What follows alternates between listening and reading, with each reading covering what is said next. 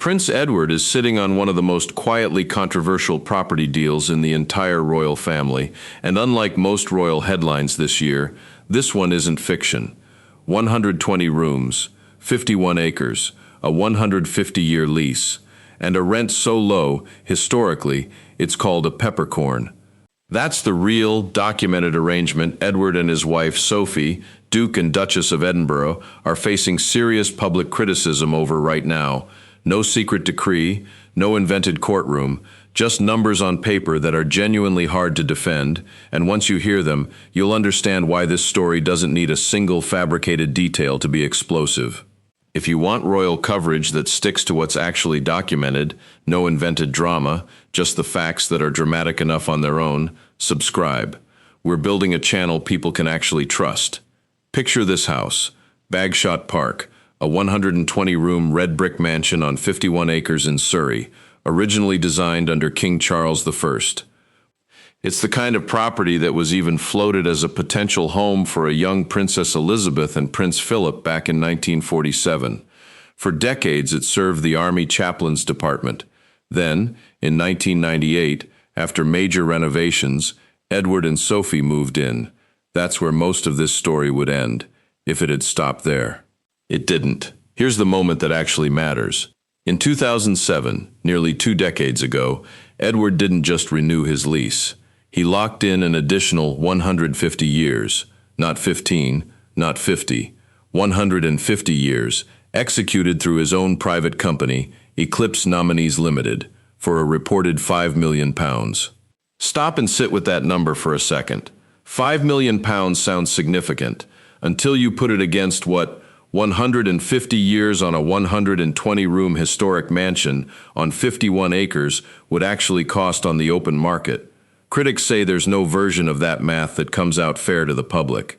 Peppercorn rent isn't royal drama slang, it's a real legal term, literally meaning a rent so nominal it's symbolic, historically worth about as much as an actual peppercorn. It exists for arrangements where real value was already paid somewhere else, or where the ongoing payment is essentially a formality. Critics say that's exactly what this is, a property that belongs to the Crown Estate, meaning its revenue is supposed to serve the public, instead locked for a century and a half into a personal, deeply discounted lease. Here's the detail that turns this from a footnote into a real controversy. Edward's lease terms allow him to sublease parts of Bagshot Park to corporate tenants.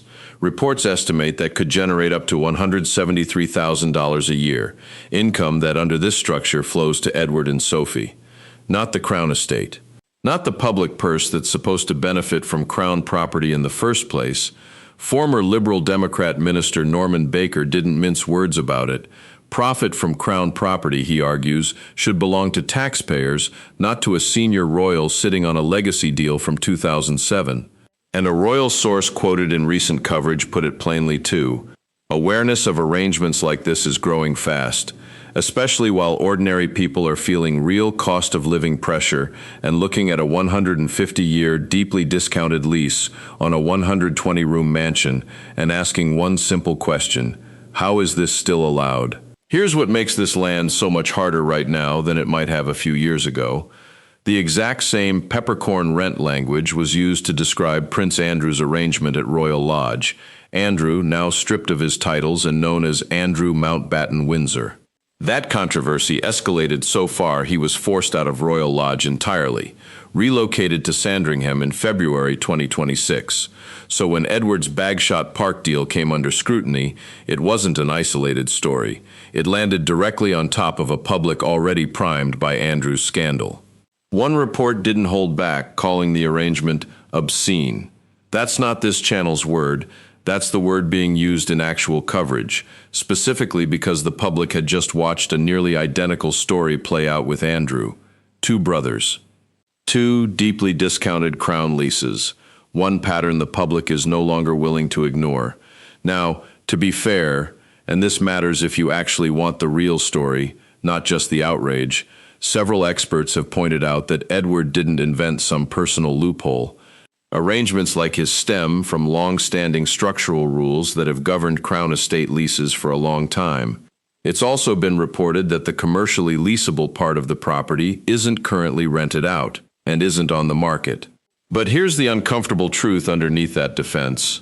The system allowed it isn't the same as the system is fair. And that's precisely why critics are now calling for a full overhaul of how these Crown property arrangements get managed going forward. No emergency press conference. No dramatic statement. Edward and Sophie's actual response was to keep working, stepping out publicly together at Newbury Racecourse for the Coral Gold Cup handicap chase, their first joint appearance since the story broke. Business as usual, while headlines swirled around them. That's not weakness, that's exactly how the palace tends to survive stories like this, not with confrontation, but with quiet continuity, letting the controversy either fade or force change through pressure rather than drama. Zoom all the way out, and this is really a story about time. A lease signed in 2007, under a completely different level of public financial scrutiny, is now colliding with a 2026 public that's watched one royal property scandal already force a family member out of his home. Old paperwork, new accountability. That collision is what's actually generating this controversy. No secret documents, no shouting match at a gala, just a real 150-year lease, a real discounted rent, and a real public finally asking whether Crown property should work this way at all. That's the whole story, and it didn't need a single invented detail to matter. If this actually taught you something new, hit like, share it with someone still confused about the difference between the fake royal drama and the real financial story, and drop a comment. Should arrangements like this be renegotiated, or is this simply how the system has always worked? I want to know exactly where you land.